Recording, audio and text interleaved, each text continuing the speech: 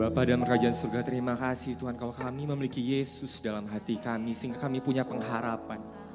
Hidup kami tidak sia-sia Tuhan, tapi hidup kami sudah Kau tulis dengan begitu indah.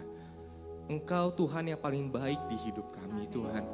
Karena Engkau sendiri telah datang ke dunia ini menebus dosa-dosa kami.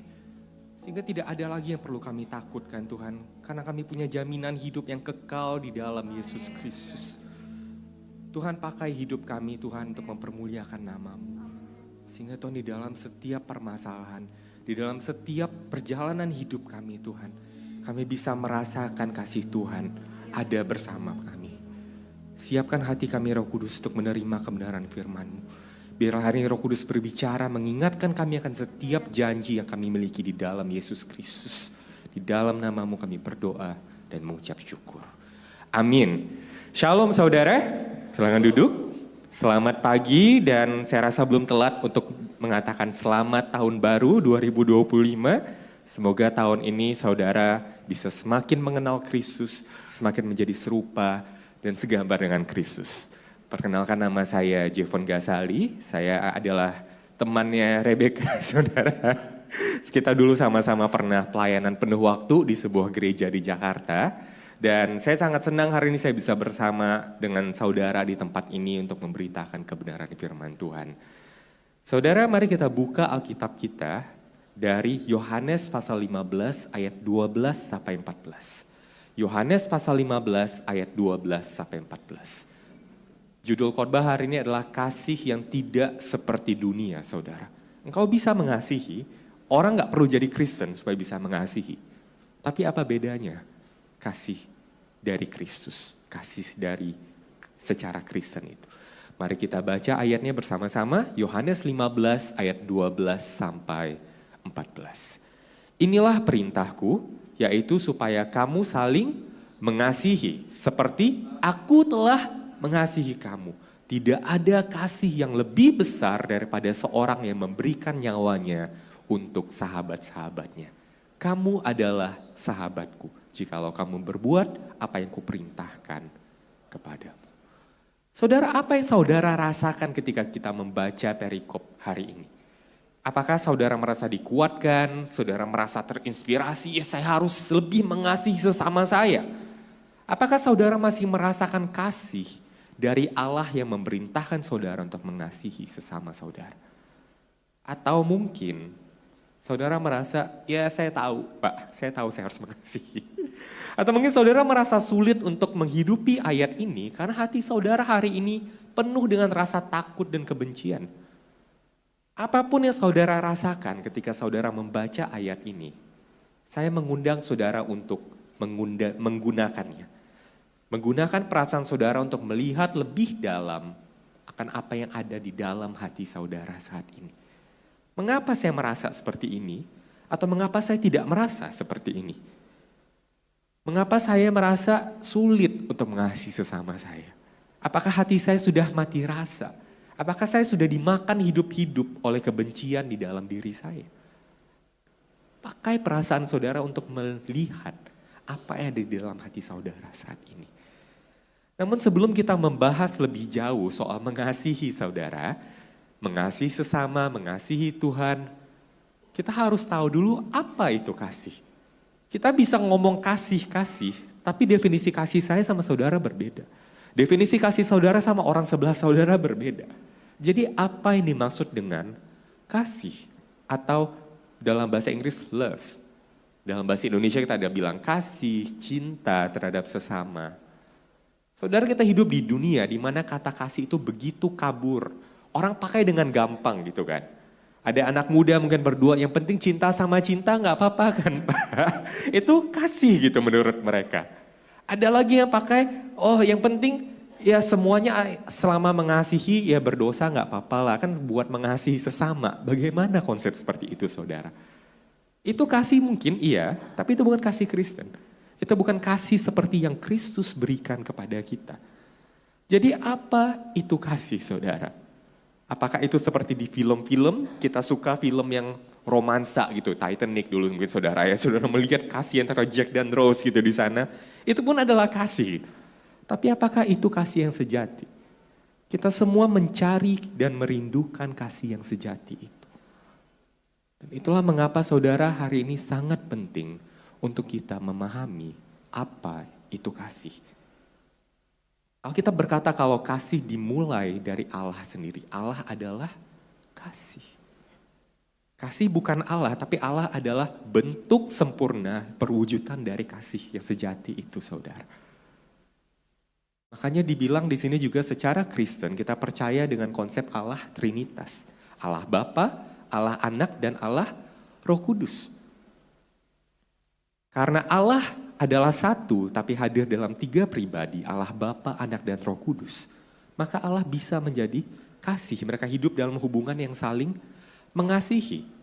Karena kalau sebelum semuanya terjadi, sebelum semuanya diciptakan, Allah itu hanya satu pribadi saja. Maka dia tidak bisa dibilang kasih, dia mau mengasihi siapa? Tidak ada, saudara. Maka di dalam kekristenan kita percaya dengan konsep ini karena Allah adalah kasih. Dan kita juga melihat sepanjang Alkitab kata kasih itu digunakan berkali-kali. 1 Korintus 13, jika aku berkata-kata dalam bahasa manusia dan dalam bahasa malaikat, tetapi aku tidak mempunyai kasih, maka aku hanyalah gong yang bergemuruh dan simbal yang berdenting. Jika aku mempunyai karunia untuk bernubuat, dapat memahami segala rahasia dan segala pengetahuan, jika aku punya iman untuk memindahkan gunung, tetapi tidak punya kasih, aku sama sekali tidak berarti apa-apa. Dan hukum Tuhan dirangkum dalam 2 hukum utama.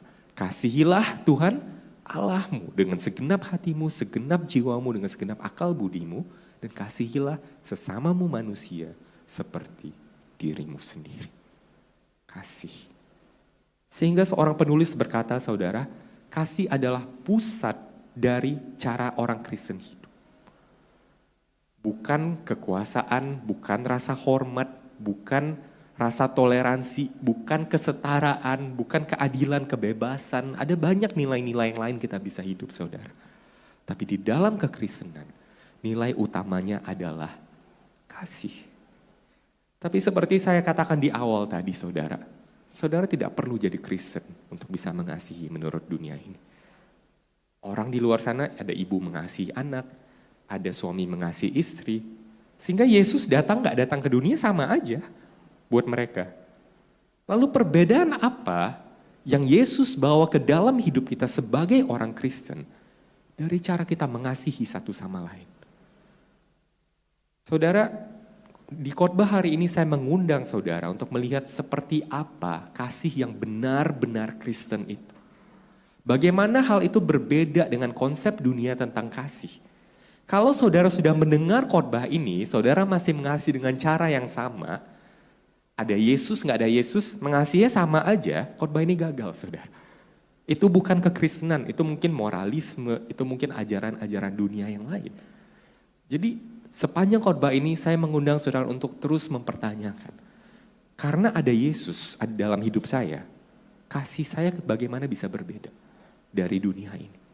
Sehingga kita akan bicara tentang kasih yang tidak seperti dunia. Di khotbah ini kita akan memiliki 3 poin, saudara. Dari ayat 12 tadi kita akan lihat kalau kasih itu tidak alami, saudara. Itu tidak natural dari hidup kita. Dan kedua, kita akan melihat dari ayat 13, kalau kasih itu tidak nyaman. Memang kasih itu bisa nyaman, saudara. Tapi menurut kekristenan kasih itu tidak nyaman. Kita akan lihat bagaimana. Dan dari ayat 14 kita akan lihat kasih itu tidak bersyarat. Banyak orang yang ngerasa transaksi gitu kan. Sudah mengasihi tapi transaksi gitu, saudara. Saya kasih kamu A, kamu kasih saya B. Kita saling mengasihi. No. Dalam kekristenan kasih itu tidak bersyarat. Jadi 3 poin, kasih itu tidak alami, kasih itu tidak nyaman, dan kasih itu tidak bersyarat. Kita masuk ke poin yang pertama. Kasih itu tidak alami. Di ayat 12 dikatakan, inilah perintahku, yaitu supaya kamu saling mengasihi seperti aku telah mengasihi kamu. Mengapa ini sebuah perintah, saudara? Inilah perintahku. Mengapa sesuatu diperintahkan? Karena kalau tidak diperintahkan, kita tidak akan secara alami melakukannya kan, saudara. Sebagai contoh, ada perintah, ada tanda gitu di sana ya. Mohon jangan buang sampah sembarangan. Mohon buang sampah pada tempatnya. Kenapa saudara? Karena kalau itu nggak diperintahkan, secara alami kita akan buang sampah sembarangan gitu saudara. Yang tidak baik untuk lingkungan kita, tidak baik untuk sesama kita. Tapi kita melakukannya secara alami. Berapa minggu lalu saudara saya pulang ke kampung halaman saya di Kota Padang saudara. Kita naik ke arah gunung dengan menggunakan sebuah mobil. Kita ikuti mobil di depan kita karena jalannya sempit, kita tidak bisa memotong. Dan saudara tahu apa yang saya lihat saudara? Sepanjang jalan dia dengan rutin membuka jendela mobilnya. Untuk apa? Untuk buang sampah saudara. Mulai dari biji rambutan, rokok, air minum plastik, dibuang saudara semuanya di sana. Karena secara alami kita maunya nyaman kan. Secara alami kita maunya melakukan apa yang kita mau. Makanya kita butuh diperintahkan, jangan buang sampah sembarangan. Demikian juga dengan perintah ini. Perintah Yesus berkata supaya kita saling mengasihi. Karena secara alami kita akan mengasihi diri kita sendiri. Secara alami kita tidak akan mengasihi sesama kita. Di bagian lain dalam Alkitab, Yesus bahkan memerintahkan kita bukan hanya mengasihi satu sama lain, saudara. Di Matius 5 ayat 43-48, Yesus berkata, kamu sudah mendengar perintah kasihilah sesamamu manusia dan bencilah musuhmu. Tetapi aku berkata kepadamu, kasihilah musuhmu dan berdoalah bagi mereka yang menganiaya kamu. Karena dengan demikianlah kamu menjadi anak-anak Bapamu yang ada di sorga. Yang menerbitkan matahari baik untuk orang yang benar maupun yang tidak benar. Menurunkan hujan untuk orang yang benar maupun yang tidak benar. Saudara, hal ini sangat bertentangan dengan sifat dan naluri kita sebagai manusia. Secara alami kita tidak akan mengasihi musuh-musuh kita. Kita akan menghindari mereka dan menginginkan hal-hal yang buruk terjadi pada mereka. Tetapi Yesus memerintahkan kita untuk mengasihi musuh-musuh kita. Hal ini tidak normal bagi dunia untuk melakukan. Tapi karena ada Yesus dalam hidupmu, engkau bisa melakukan hal ini. Dan inilah konsep yang Yesus miliki tentang kasih. Inilah konsep yang Alkitab miliki tentang kasih. Baik mengasihi satu sama lain, mengasihi musuh kita. Perintah Yesus untuk mengasihi satu sama lain bertentangan dengan insting kita, dengan naluri kita. Kasih bukanlah suatu hal yang alami. Saudara, itu konsep kasih, ada yang suka, oh ya saya harus mengasihi. Tapi bisa juga kasih datang sebagai sebuah perasaan, saudara. Dikasihi adalah kebutuhan kita, kita merasakan kasih itu. Tapi saudara, kalau kasih hanyalah sebuah perasaan untuk kita. Ketika perasaan itu hilang, kita akan berhenti mengasihi. Dan inilah mengapa mungkin dalam dunia modern sekarang, banyak pernikahan berakhir, kenapa? Saya sudah gak ada rasa, Pak. Saya sudah gak mengasihi pasangan saya. Padahal dulu waktu nikah kan lagi hangat-hangatnya awalnya saudara ya. Tapi perasaan akan hilang. Cepat, lambat, perasaan itu akan hilang. Dan apa yang bisa mempertahankan pernikahan adalah keputusan untuk mengasihi sesama. Keputusan untuk mengasihi dia sebagaimana Tuhan mengasihi saya. Banyak orang merasa kasih hanyalah sebuah perasaan. Dan karena hal ini, kita memiliki kasih yang sangat dangkal, saudara. Karena perasaan bisa timbul, bisa hilang, kadang ada, kadang tidak ada. Itulah sebabnya saudara, seorang penulis lain mengatakan kasih adalah bukanlah perasaan, tetapi sebuah kehendak. Kasih bukanlah perasaan, tetapi kehendak. Ketika Tuhan berkata untuk mengasihi orang lain, dia tidak bermaksud untuk sekadar merasakan kasih kepada sesama kita. Yes, perasaan bisa jadi bagian dari hal itu. Tapi Tuhan mengundang kita untuk memutuskan, berkehendak untuk mengasihi sesama kita. Bahkan ketika itu sulit, ketika kita tidak ingin melakukannya, di saat itulah ayat ini hidup, saudara. Di saat itulah kita harus memutuskan untuk mengasihi sesama kita. Saudara, hal lain kita bisa lihat mungkin kalau bukan hubungan rumah tangga, mungkin dalam hubungan keluarga. Kalau saudara tidak tahu, keluarga bisa jadi orang yang paling sulit untuk saudara kasih. Ada yang setuju di sini saudara? Kalau keluarga di sini jangan angkat tangan ya saudara. Nanti tambah ribet saudara di sini. Keluarga saudara bayangkan waktu zaman COVID 2020, lockdown kan saudara. Berapa banyak rumah tangga hancur, berapa banyak keluarga berantakan. Kenapa? Biasanya kan pagi papa pergi, mama mungkin pergi, anak pergi sekolah, malam baru ketemu lagi gitu kan. Waktu COVID, pagi, siang, sore, malam, semuanya di rumah yang sama. Dosanya keluar semua saudara. Bapaknya berdosa, ibunya berdosa, anaknya berdosa, orang berdosa dikumpulkan di satu rumah 24 jam sepanjang minggu. Gimana dosanya gak bergesekan kan gitu saudara ya. Gimana gak sulit untuk mengasihi, gimana gak berantem jadinya saudara. Dan itulah yang terjadi saudara. Kalau kasih hanyalah sebuah perasaan, ya sudah saya pindah, saya keluar saja dari rumah kalau gitu saudara. Keluarga adalah anugerah yang Tuhan berikan. Di mana kita diajarkan untuk mengasihi. Dimulai dari suami istri, ketika mulai hidup bersama kelihatan dosa-dosanya yang selama ini manis-manis di luar saudara. Dosanya kelihatan, bagaimana engkau bisa mengasihi orang yang berdosa ini dengan seluruh hidup. Muncullah kemudian anak secara alamiah adalah seseorang yang egois, maunya diduluin, maunya diikutin, nggak mau tahu orang bilang apa, kalau nggak dikasih bakal nangis, bakal meronta-ronta sampai dikasih. Orang tua belajar sabar, belajar mengasihi. Hubungan kakak dan adik saudara, kadang bisa rukun, kadang bisa berantem. Kadang mama belain kakak, papa belain adik. Atau sebaliknya saudara, bisa berantem lagi, tapi di sana kita belajar untuk mengasihi. Sehingga keluarga pun adalah suatu anugerah yang Tuhan berikan supaya kita bisa belajar untuk mengasihi saudara. Kita akan menjadi korban dari dosa-dosa orang di sekitar kita. Dari dosa keluarga kita, dosa pasangan kita, dosa anak kita, dosa orang tua kita. Tapi di sanalah ayat ini hidup. Kasihilah sesamamu manusia seperti dirimu sendiri. Seperti yang Yesus katakan juga saudara, jikalau kamu hanya mengasihi orang yang mengasihimu, apakah upahmu? Bukankah pemungut cukai pun melakukan hal yang sama? Jika kamu memberi salam kepada saudara-saudaramu, apakah kamu melakukan lebih banyak daripada yang lain? Orang yang tidak kenal Tuhan pun melakukan hal yang sama. Apa bedanya kamu sama orang lain?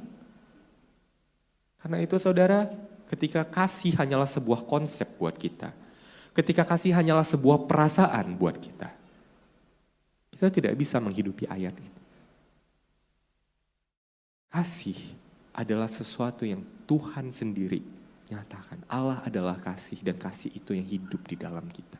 Sebagai orang Kristen kita bisa mengasihi sama kita. Saudara, kita juga melihat saudara, mungkin saudara merasa gitu saudara ya.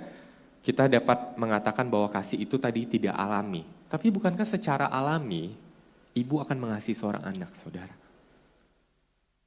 Jadi gimana Pak? Satu sisi kasih tidak alami, tapi di sisi lain kan alami juga.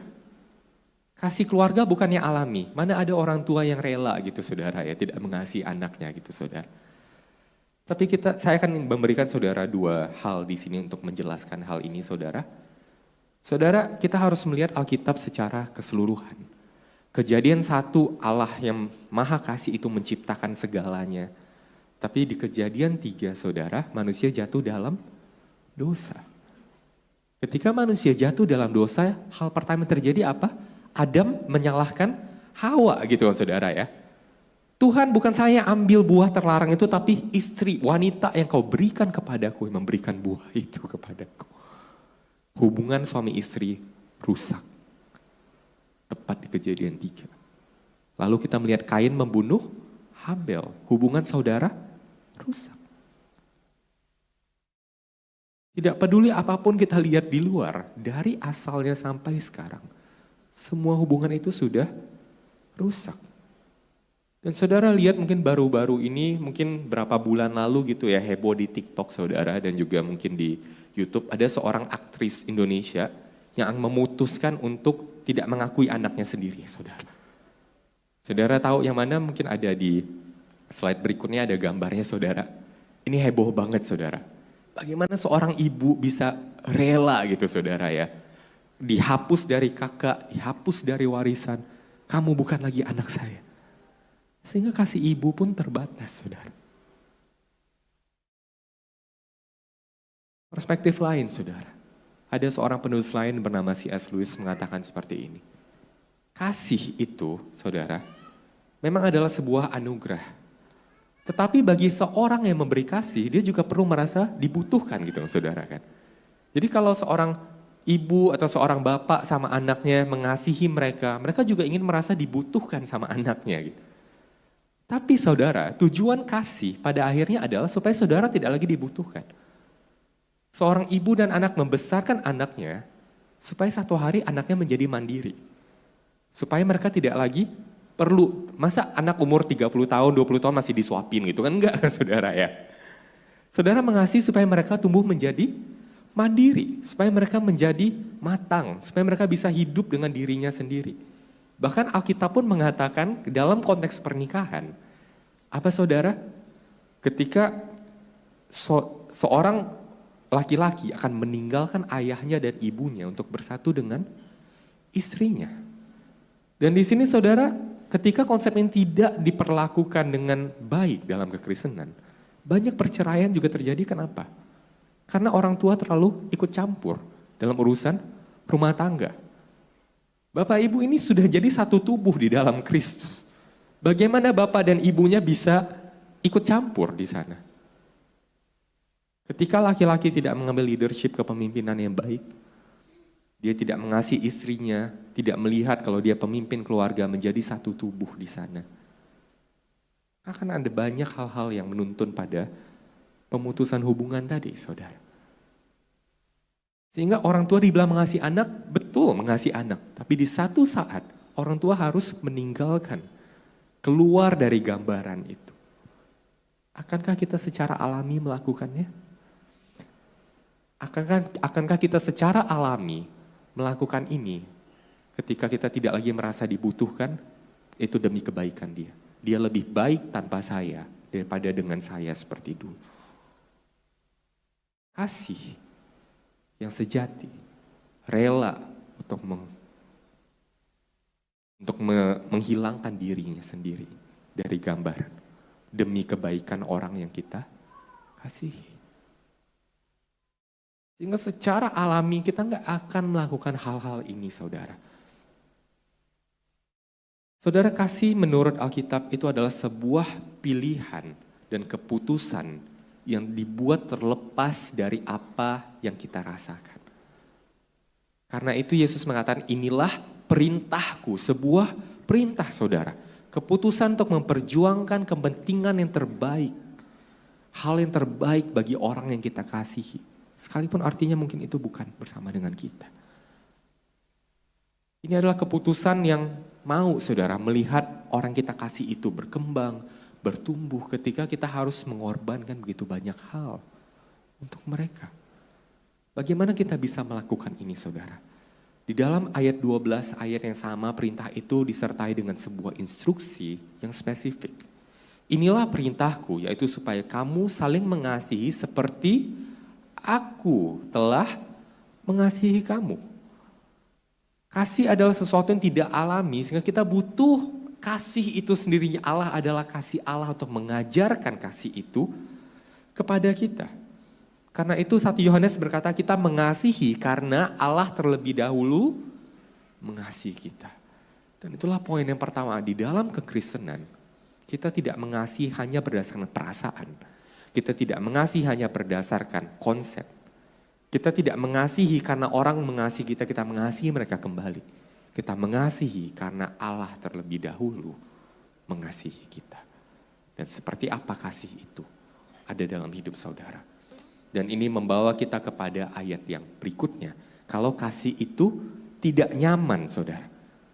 Jadi bukan hanya kasih itu tidak alami, kasih itu tidak nyaman. Di ayat 13 tadi dikatakan tidak ada yang lebih besar daripada kasih seseorang yang memberikan nyawanya untuk sahabat-sahabatnya. Saudara, perkataan ini sangat indah saudara. Sangat mungkin beberapa orang mengatakan bahkan dipakai di lirik lagu yang romantis gitu saudara ya. Saya akan mati buat kamu, memberikan hidup saya buat kamu. Tapi saudara, ketika saudara yang harus berkorban, masih indahkah perkataan itu saudara? Ini bukan sesuatu yang gampang saudara. Pengorbanan adalah hal yang indah tapi sulit untuk dilakukan.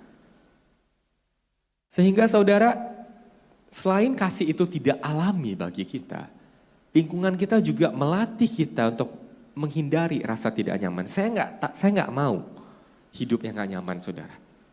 Kalau saudara sadari seluruh hidup kita berjuang supaya hidup kita tambah nyaman atau tambah nggak nyaman saudara?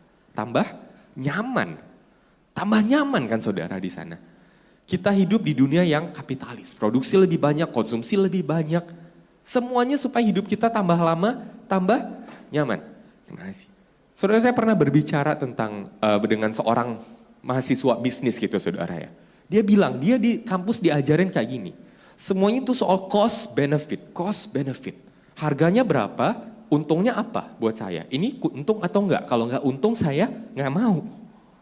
Dunia berpikir seperti itu. Saudara buka TikTok, saudara buka Instagram. Narasinya apa? Financial freedom. Harus lebih kaya, harus lebih sukses, harus lebih maju hidupnya.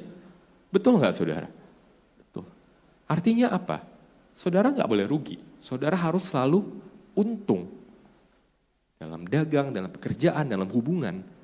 Dan tanpa sadar, pola pikir ini yang kita pakai dalam hubungan kita dengan sesama. Apa untungnya saya berteman sama dia? Apa untungnya saya ke gereja? Apa untungnya saya kenal orang itu? Apa untungnya saya melayani? Apa untungnya saya memberi? Dan lain sebagainya. Semuanya soal cost dan benefit. Harganya apa, untungnya apa buat saya saudara. Dan ini bukanlah satu hal yang sehat.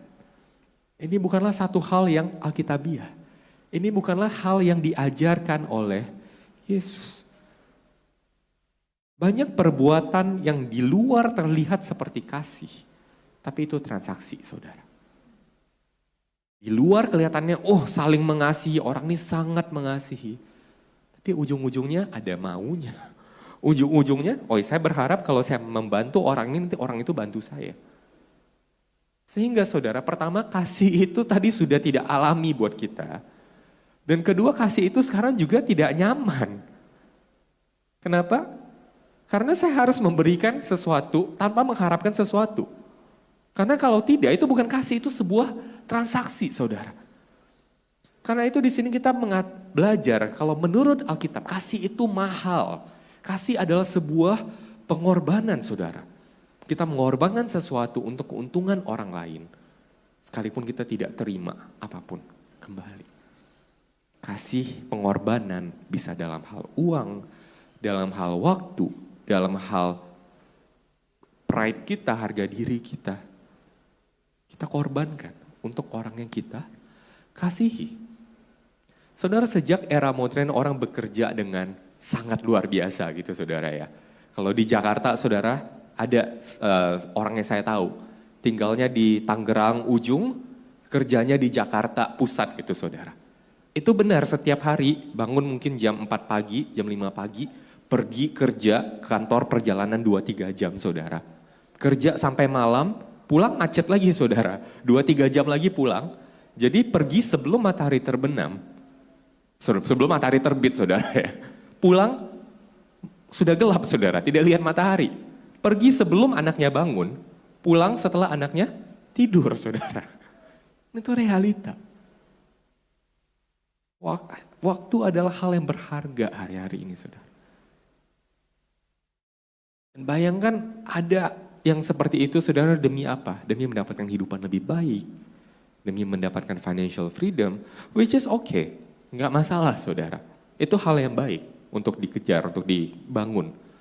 Tapi ketika engkau mengejar sesuatu, engkau akan mengorbankan sesuatu.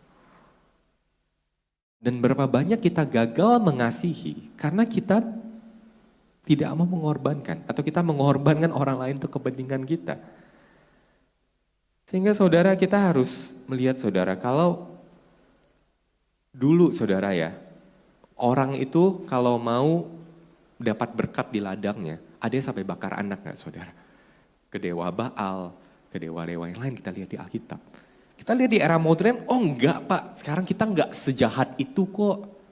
Tapi apa? Buktinya apa saudara? Banyak anak-anak yang ditelantarkan sama orang tuanya demi mendapatkan kehidupan lebih baik. Apa bedanya orang dulu bakar anak demi dapat berkat di ladang? Dan orang sekarang telantarin anak supaya dapat berkat di pekerjaan. Sama-sama ada korban, sama-sama ada berhala, sama-sama ada berkat. Manusia tidak berubah dari dulu sampai sekarang. Kita akan terus mengorbankan sesuatu untuk mendapatkan sesuatu. Cuma pertanyaannya, kapan terakhir kali diri kita yang kita korbankan untuk mengasihi sesama kita sebagaimana Kristus telah mengasihi kita. Karena itu Yesus mengatakan tidak ada kasih yang lebih besar daripada seorang yang memberikan nyawanya untuk sahabat-sahabatnya. Kasih yang paling besar adalah kasih yang berkorban, saudara. Jadi ketika kasih itu tidak alami, kasih itu juga tidak nyaman. Saudara, memang benar ada istilah mungkin ya kalau saudara suka lihat di Instagram, di tempat lain saudara. Love yourself gitu kan saudara. Kasihilah dirimu juga, jangan mau diinjak-injak terus sama orang gitu kan. Saudara, memang benar batasan itu diperlukan saudara dalam hubungan. Ada batas di mana kita harus mengorbankan diri kita, ada batas di mana kita tidak bisa mengorbankan sesuatu untuk orang lain saudara. Tapi intinya saudara, apakah kita memberikan batasan itu karena kita mau nyaman sendiri, karena kita mau untuk enaknya kita saja, ataukah kita melakukannya karena ini yang Tuhan inginkan itu saudara. Di sini. Sehingga saudara apapun itu dalam kekristenan, lebih penting mengapa engkau melakukan apa yang kau lakukan daripada apa yang kau benar-benar lakukan saudara. Lebih penting melihat hatimu mengapa daripada apa saudara. Mengapa engkau melakukan sesuatu, bukan apa yang kau lakukan itu saudara. Engkau memberi baik, baik. Tapi mengapa engkau memberi? Engkau melayani baik, baik. Tapi mengapa engkau melayani? Engkau datang ke gereja baik, baik. Tapi mengapa engkau datang ke gereja? Di dalam kekristenan mengapa lebih penting daripada apa saudara? Sehingga ketika kasih itu tidak alami, apakah kita hidup dengan kasih yang bersifat transaksi atau kasih yang benar-benar seperti kasih Kristus? Saudara, kita tidak mengasihi sebagai orang Kristen dengan syarat, dengan egois juga saudara. Itu bukan transaksi buat kita. Tapi saudara, kita mengasihi karena Kristus telah terlebih dahulu mengasihi kita. Dan tidak ada kasih yang lebih besar daripada seorang yang memberikan nyawanya bagi sahabat-sahabatnya. Sebagaimana Kristus telah memberikan kasih itu bagi kita. Saudara, kita akan lanjut ke poin yang ketiga, poin yang terakhir. Kalau kasih itu tidak bersyarat. Jadi tadi kasih tidak alami, kasih tidak nyaman. Dan ketiga, kasih tidak bersyarat. Kamu adalah sahabatku jikalau kamu melakukan, jika kamu berbuat apa yang kuperintahkan kepadamu. Ini yang Yesus katakan ya saudara, ayat terakhirnya. Jika kita mengisolasi ayat ini dengan sendirinya, ini akan menjadi cara yang mengecewakan saudara untuk mengakhiri perkataan yang begitu indah. Kenapa saudara? Kedengarannya sangat salah. Kalian adalah sahabat saya jika, jadi aku teman kamu kalau gitu. Gimana saudara? Bayangkan saudara punya teman, yes kita teman kalau kamu kasih uang sama aku saudara. Yes kita adalah teman kalau kamu pinjemin mobil kamu ke aku saudara. Bagaimana sebuah kasih bisa bersyarat? Bahkan Tuhan Yesus mengatakan jikalau kamu berbuat apa yang kuperintahkan kepadamu. Saudara, ketika kita baca ayat ini dari sudut pandang yang tadi, of course otomatis itu salah saudara. Tapi di sini Yesus maksudkan adalah kebalikannya saudara. Kalau kamu adalah sahabat Kristus, kamu pasti akan melakukan apa yang diperintahkan. Kenapa ini kita bisa lihat terbalik saudara? Karena di dalam kekristenan ada konsep yang berbeda. Kita nggak berbuat dulu baru kita jadi sahabat Kristus. Tapi kita dijadikan sahabat Kristus dulu, maka kita bisa berbuat. Ajaran lain akan mengatakan bangun tangga ke surga. Ajaran lain akan mengatakan kamu berbuat baik dulu, baru kamu diterima. Di dalam kekristenan kamu diterima dulu, baru kamu bisa berbuat baik. Baru kamu bisa mengasihi. Makanya Yesus memberikan contoh mengasihi sesamanya, mengasihi kita ketika kita sangat sulit untuk dikasihi. Lalu memberikan kita perintah untuk mengasihi sesama kita. Sehingga saudara dalam membesarkan anak, dalam parenting gitu saudara ya. Mungkin dulu kita sering dengar, bukan anak papa nih, enggak taat.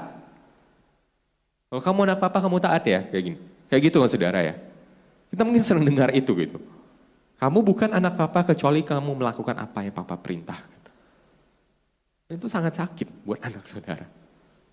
Jadi kalau saya nggak taat, saya bukan anak papa. Gitu. Dalam kekristenan kita diajarkan parenting dengan cara yang berbeda. Karena kamu adalah anak papa, karena kamu adalah anak mama, karena kamu adalah bagian dari keluarga kita. Kamu akan bertindak dengan cara yang berbeda. Di dalam kekristenan semuanya mulai dari identitas.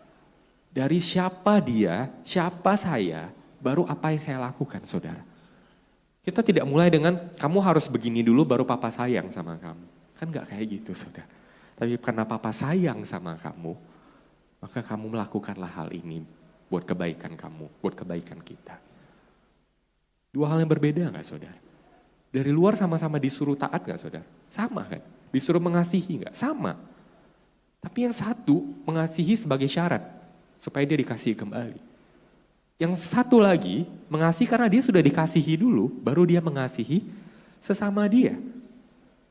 Karena itu saudara kita lihat di sini bagaimana Yesus dengan begitu indah mengakhiri perkataan ini. Kasih Yesus tidak bersyarat saudara. Dia mati bagi kita ketika kita masih berdosa. Bahkan ketika sekarang kita masih berdosa, Yesus sudah mati untuk menyelamatkan dosa-dosa kita saudara. Kecuali kita mengalami kasih Kristus terlebih dahulu, kita tidak dapat mengasihi sesama kita dengan sungguh-sungguh. Jika dasar dari kasih kita adalah sesuatu yang telah dilakukan dan tidak bisa diubah, Yesus sudah mati menebus dosa-dosa kita. Maka kasih kita bisa tidak bersyarat. Saya tidak mengasihi orang lain karena dia berbuat baik sama saya. Saya mengasihi orang lain karena Kristus sudah mengasihi saya. Saya mengampuni sesama saya, bukan karena dia bertobat, dia minta maaf, dia nangis-nangis sama saya, dia menyesal. Saya mengampuni karena Kristus sudah mengampuni saya. Kita tidak melakukan itu lagi untuk syarat, saudara. Kita mengasihi, mengampuni sesama kita karena Kristus sudah terlebih dahulu melakukannya kepada kita. Dan inilah yang membuat kekristenan secara radikal berbeda, saudara. Kasihilah sesama manusia tapi juga kasihilah musuh-musuhmu. Gak ada saudara yang mengatakan seperti itu. Gila ya. Gimana mau mengasihi musuh kita saudara. Dan saudara dalam konteks mungkin saudara hidup di Gorontalo. Saudara mungkin melihat orang-orang di sekitar saudara. Mungkin ada yang tidak sama. Mungkin ada yang membenci saudara. Mungkin ada yang sulit untuk saudara membangun hubungan bersama dengan mereka. Bagaimana saudara bisa mengasihi mereka? Sebagaimana Kristus telah mengasihi saudara. Yesus berkata, karena hal inilah orang-orang akan mengetahui kalau kamu adalah muridku. Ketika kamu saling mengasihi. Orang-orang Kristen mula-mula dikenal bukan karena mereka jago penginjilan, bukan karena mereka jago berorasi. Tapi karena kasihnya saudara. Karena kasihnya begitu luar biasa. Seperti Kristus telah mengasihi mereka. Dan orang-orang di luar sana melihat kasih Kristus melalui hidup mereka. Seperti apa bentuknya untuk saudara? Ketika kasih itu tidak alami, saudara harus menentang naluri saudara, menyangkal diri saudara, memikul salib dan mengikut Kristus. Bagaimana saudara bisa mengasihi? Kedua saudara tadi, bagaimana kasih itu juga saudara adalah tidak nyaman. Pengorbanan apa yang sudah kau berikan? Kapan terakhir kali engkau yang dikorbankan, engkau yang mengorbankan dirimu? Ataukah engkau terus menuntut orang untuk mengorbankan dirinya untuk kebaikan dirimu? Apakah kasih itu ada dalam? Dan tadi ketiga saudara, apakah kasih saudara transaksi atau kasih itu kasih yang sejati? Sehingga saudara ada 3 pertanyaan yang bisa kita renungkan hari ini saudara. Yang pertama, sadarkah saudara bahwa kasih itu bukan perasaan, tapi adalah sebuah kehendak. Ketika perasaannya hilang, ketika saudara merasa untuk sulit untuk dikasihi, akankah saudara tetap mengasihi? Sadarkah saudara bahwa kasih bukan perasaan bagi orang Kristen, tapi sebuah kehendak? Karena saudara sudah menerima kasih itu dari Kristus, akankah saudara ingin mengasihi sesama saudara? Kedua, sudahkah saudara berkorban dan memberi diri saudara bagi orang lain? Dan ketiga, sudahkah saudara mengasihi sesama seperti Kristus telah mengasihi saudara? Mari kita berdoa. Bapa dalam kerajaan sorga, terima kasih Tuhan karena ada kasih yang begitu besar yang datang ke dunia ini Tuhan. Untuk menebus dosa-dosa kami. Kami bisa Tuhan melewati apapun yang ada di hidup kami. Ketika ada orang-orang yang disulit untuk kami kasihi. Ketika ada Tuhan hal-hal yang sulit untuk kami korbankan demi orang yang kami kasihi. Kami bisa melihat kepada Kristus. Kami bisa melihat bagaimana Yesus mengorbankan dirinya. Bahkan ketika dia tidak bersalah, dia disalib saudara. Tuhan, ketika dia tidak bersalah Tuhan, Engkau sendiri yang datang ke sini mengorbankan dirimu untuk kami yang berdosa.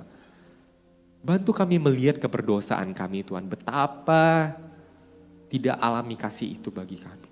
Betapa dangkalnya kasih kami Tuhan. Tapi ada Roh Kudus yang bekerja dalam hati kami. Sehingga Tuhan kami mampu untuk mengampuni. Kami mampu untuk mengasihi orang lain. Mengasihi musuh-musuh kami sebagaimana Kristus telah mengasihi kami yang dulu adalah musuh Tuhan. Tapi sudah dijadikan anak-anak kerajaan Allah. Untuk hidup benar di dalam terang-Mu ya Bapa. Tuhan ajar kami Tuhan ketika kami sulit untuk mengasihi. Biarlah kiranya Tuhan kasih-Mu memenuhi hati kami. Dan kami dimampukan untuk mengasihi sesama kami. Seperti Engkau telah mengasihi kami. Dan biar kiranya dunia bisa melihat kasih kami, kasih Kristus dalam kami. Sehingga hidup kami menjadi kesaksian yang luar biasa untuk kasih Tuhan di dalam hidup kami. Di dalam nama Tuhan Yesus Kristus kami berdoa. Amin.